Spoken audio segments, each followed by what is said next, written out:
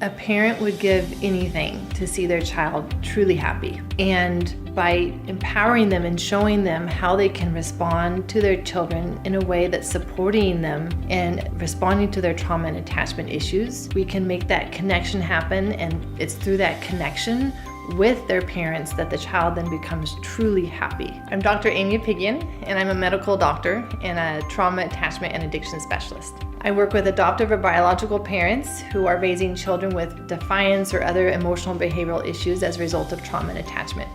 And then I work with individuals who are now adults and trying to heal their own trauma and get their health in a better place. I offer one-on-one consultations.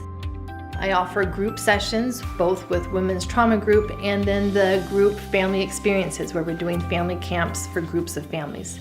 So attachment trauma is a result of any disruption in the relationship between a mom and her early child, infant, at that early stage.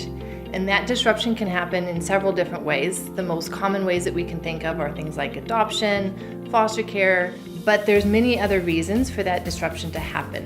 And so for many families, it's that their child had medical trauma when they were early. So maybe their child was born premature, or maybe they had some medical condition that required them to be separated from mom at birth, placed in the NICU for life-saving treatments, but they had that separation that resulted in this underlying mistrust, and their nervous system, their brain, their body's literally wired for survival and stress rather than that of connection and security and safety. So when we know that we are dealing with trauma issues, when that's been identified as some of the core root cause of a person's poor health or poor relationships or poor ability to function overall in life, at a job, whatever it is, when we understand that trauma gets wired into our body and we have these trauma patterns that show up in our health, whether it be chronic pain, migraines, stomach pains, digestive issues, then we can approach it from both a medical,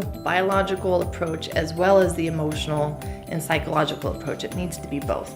So what I do when a person comes to me and they're struggling in relationships or with their health is I look for those trauma patterns. Are we dealing with something that has trauma at its root? So whether I'm working with an adult or with a child, we can reverse a lot of those early patterns that get wired into the brain and the nervous system. It's not forever. And yes, it's much easier to do this work when the child's young. The brain is much more neuroplastic. We're able to make those changes very quickly when they still have their mother, and we can work with that relationship.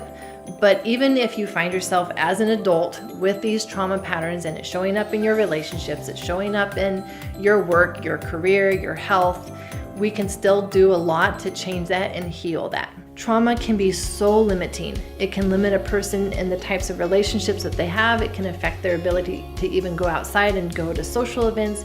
It affects their health. Every area of their life is limited when they're struggling with trauma. And so by doing this work, it all lifts and they become free to live the life that they were meant to live. They have the energy to do that. They have the biology system now that's wired to be able to do this. They have the connection. They have the relationships. All of this comes together when we do this trauma work.